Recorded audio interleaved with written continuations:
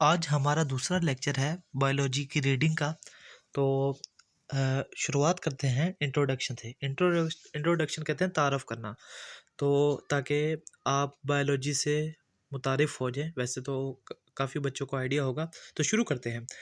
Biology is this scientific study of life, यानी कि ज़िंदगी का साइंसी मुताला करना। अब साइंस क्या है, जैसे कि हम पिछले लेक्चर में देख चुके हैं कि ऑब्जर्वेशन, एक्सपेरिमेंट और लॉजिकल कंक्लूजन से किसी भी चीज़ को स्टडी करना जो साइंस कहलाता है। ठीक है, ये मैंने आपको मोटा मोटा बताया है। पिछला लेक्चर अगर नहीं लिया तो आप प्ले लिस्ट में जाकर बायोलॉजी रीडिंग की प्ले लिस्ट में जाकर आप उन लेक्चर को ले सकते हैं।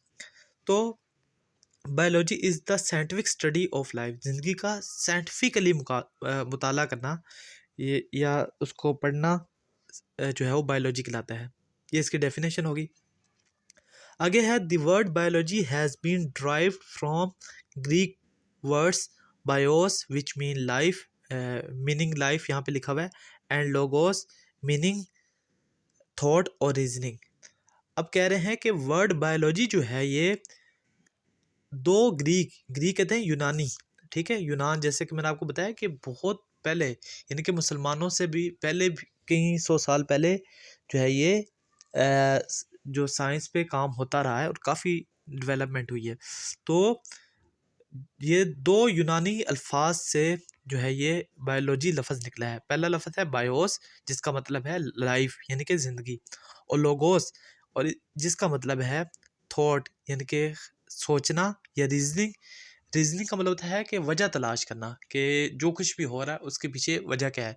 आसमान पे बिजली चमकती है तो उसकी वजह क्या है। ठीक है, बारिश होती है तो बारिश होने की वजह क्या है। तो ये लफ्ज़ लोगोस, जिसका मतलब है थॉट, सोचना या रीजनिंग, तो इन दोनों अल्फाज यानी कि बायोस और लोगोस से ये लफ्ज़ बना है बायोलॉजी।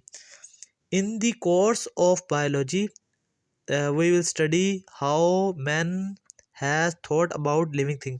ये लाइन इतनी अहम नहीं है, लेकिन हम समझ लेते हैं कि इस कोर्स के अंदर हम क्या समझेंगे कि लिविंग थिंग के बारे में इंसानों ने कैसे सोचा। ठीक है, यानी कि जितना भी इसमें किताब में नॉलेज है उसके अंदर यही है कि इंसान जो है वो जिंदा चीज़ों के बारे में कैसे सोचता है।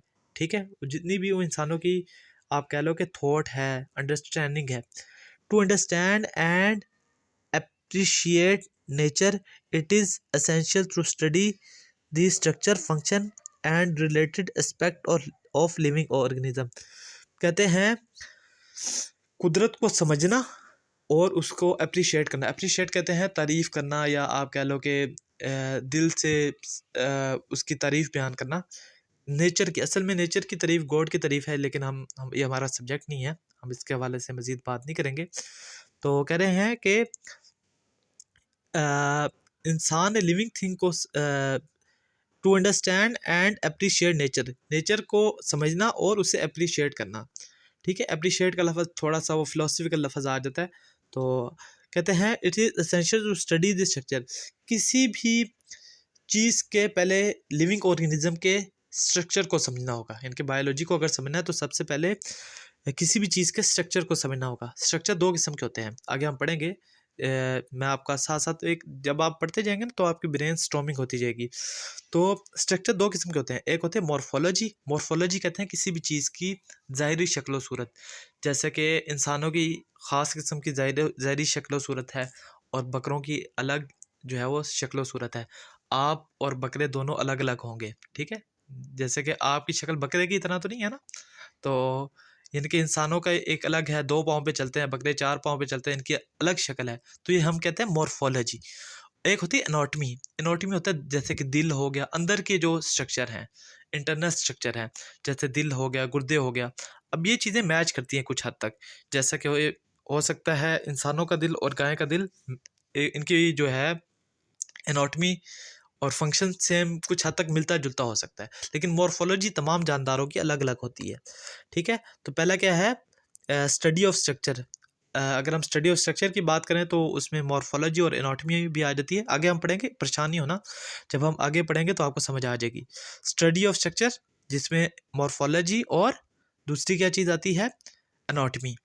और आगे लिखा है फंक्शंस। फंक्शन, किसी भी जानदार के फंक्शन को समझना क्या कहलाता है? फिजियोलॉजी। ठीक है, ये भी हम आगे पढ़ेंगे। तो इसके बारे में आपने पहचाना है, बस हल्का सा हिंट आपके पास होना चाहिए। जो भी यानी कि दिल कैसे काम करता है, फेफड़े कैसे काम करते हैं, तो ये तमाम फंक्शन जो हैं वो किस में आते हैं? फिजियोलॉजी में आते हैं।